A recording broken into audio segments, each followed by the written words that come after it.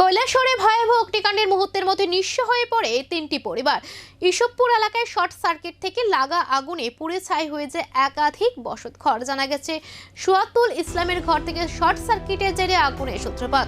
মুহূর্তের মধ্যে আগুন ছড়িয়ে পড়ে পাশের আরো দুটি পরিবারের ঘরে। ঘরের চোখের পলকে ভস্মীভূত হয়ে যায় মোট 6টি বসতঘর। আসবাবপত্র, গুরুত্বপূর্ণ নথি কিছুই রক্ষা করা সম্ভব হয়নি।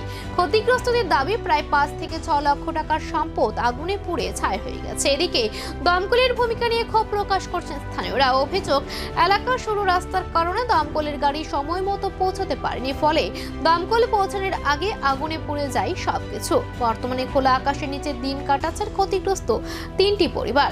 প্রশাসনের কাছে দ্রুত আর্থিক সহায়তার আবেদন জানিয়েছেন তারা। এখন দেখা প্রশাসন বা সামাজিক সংস্থাগুলি কত দ্রুত এগিয়ে এসে পরিবারের পাশে দাঁড়ান।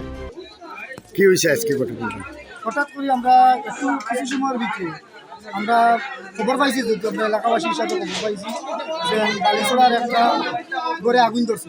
প্রথমে একটা করে ধরছে হজ্জাতুল ইসলামের ঘর, আর এই ঘরটাকে আরো 3টা ঘর দেওয়া চলছে।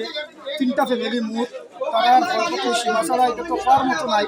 প্রায় 4-5 লাখ উপরে জিনিসও আছে ঘরের মধ্যে, সুকেস, ফ্রিজ, ইলেকট্রনিক জিনিস, তারপরে কাঠ সামান কিচ্ছু হয়েছে না, সমস্ত কিছু। এবং সোনা গয়না, টাকা পয়সাও কিছু, ক্যাশ টাকা পয়সাও আছে। বিদেশ যাইতে পারি, টাকা পয়সা জমাইছিলাম যে বিদেশ যাওয়ার লাগি অলরেডি টিকিটও কাটা আছে।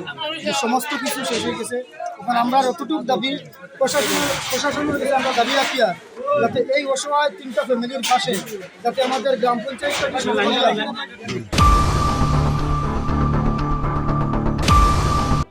almost finally fighting thang tongo 150 bedded hospital complete in thanai sakham chini bagoi bilaikhe chini tiprahai hasteo ব্যবস্থা kaham khainini nango bono saktharino bono naharoino sakhamno जों नजर रखा